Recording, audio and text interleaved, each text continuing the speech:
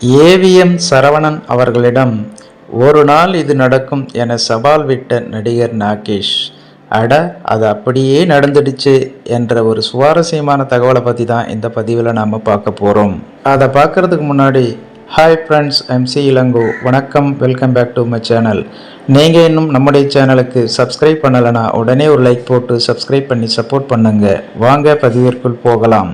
1960ஆம் ஆண்டுகளில் ஒரு முன்னணி காமெடி நடிகராக வலம் வந்தவர்தான் நடிகர் நாகேஷ். நடிப்பின் மீது இருந்த ஆர்வத்தில் மத்திய அரசு வேலையை விட்டவர் இவர். கவிஞர் வாலியும் நாகேஷும் ஒரே அறையில் தங்கி சினிமா வாய்ப்பு தேடியவர்கள். கவிஞர் வாலி சினிமாவில் பாடலாசிரியராக முயற்சி செய்து கொண்டிருந்த போது நாகேஷ் நடிக்க வாய்ப்பு தேடினார். ஒரு திரைப்படத்தில் நடிக்க வாய்ப்பு கிடைத்ததுமே மத்திய அரசு வேலையை கைவிட்டு விட்டார் நாகேஷ்.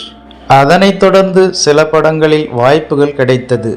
அப்படியே MGR, சிவாஜி படங்களில் வாய்ப்பு கிடைத்து தனது காமெடி மூலம் ரசிகர்களிடம் பிரபலமாகி ஒரு கட்டத்தில் முன்னணி காமெடி நடிகராக மாறினார் நாகேஷ். ஒரே நாளில் 5 அல்லது 6 திரைப்படங்களில் நடிக்கும் அளவுக்கு பிஸியான ஒரு நடிகராக மாறினார். ஒல்லியான தேகம், அம்மை தழும்பு கொண்ட முகம் என மைனஸ் இருந்தாலும் தனது டைமிங் காமெடி மூலம் ரசிகர்களை ரசிக்க வைத்தார் நடிகர் நாகேஷ். 1990ஆம் ஆண்டுகளில் கவுண்டமணி எப்படி இருந்தாரோ அப்படிதான் 1960ஆம் ஆண்டுகளில் ஒரு படத்தின் வெற்றிக்கு நாகேஷ் தேவைப்பட்டார். நாகேஷுக்காக MGR, சிவாஜி போன்ற நடிகர்களும் படப்பிடிப்பு தளத்தில் காத்து கொண்டிருந்திருக்கிறார்கள். நாகேஷ் சினிமாவில் வளர்ந்து கொண்டிருந்த நேரத்தில் ஏவிஎம் தயாரிப்பில் உருவான வீர திருமகன் என்ற திரைப்படத்தில் நாகேஷ் நடிப்பதாக இருந்தது. ஆனால் ஒரு விபத்தில் சிக்கியதால் நடிக்க முடியவில்லை. அதன்பின் ஏவிஎம் நிறுவனம் தயாரிப்பில் உருவான நானும் ஒரு பெண் என்ற திரைப்படத்தில் நடித்தார் நாகேஷ். இந்த திரைப்படத்தில் நடிக்க சம்பளம் பேசுவதற்காக நாகேஷை தனது அலுவலகத்திற்கு வரச் சொன்னார் ஏவிஎம் சரவணன். அப்போது 10,000 ரூபாய் சம்பளமாக கேட்டிருக்கிறார் நாகேஷ். ஆனால் ஏவிஎம் சரவணனோ 5,000 ரூபாய் கொடுப்பதாக சொல்ல அதற்கு நடிகர் நாகேஷ் சம்மதிக்கவில்லை. நாகேஷ் பிடிவாதமாக இருக்க கடைசியில் ஒரு வழியாக பேரம் பேசி 6,000 ரூபாய்க்கு நடிக்க ஒப்புக்கொண்டார் நாகேஷ்.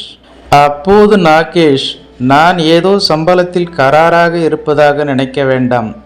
இன்னும் கொஞ்ச நாளில் நான் என்ன சம்பளம் கேட்கிறேனோ அதை நீங்கள் கொடுப்பீர்கள் என சொல்லிவிட்டு போயிருக்கிறார் நாகேஷ். அவர் சொன்னது போலவே சில வருடங்களில் ஏவிஎம் தயாரித்த சர்வசுந்தரம் திரைப்படத்திற்கு நாகேஷ் என்ன சம்பளம் கேட்டாரோ அந்த சம்பளத்தை அப்படியே கொடுத்து நடிகர் நாகேஷை ஒப்பந்தம் செய்திருக்கிறார் ஏவிஎம் சரவணன் அவர்கள்.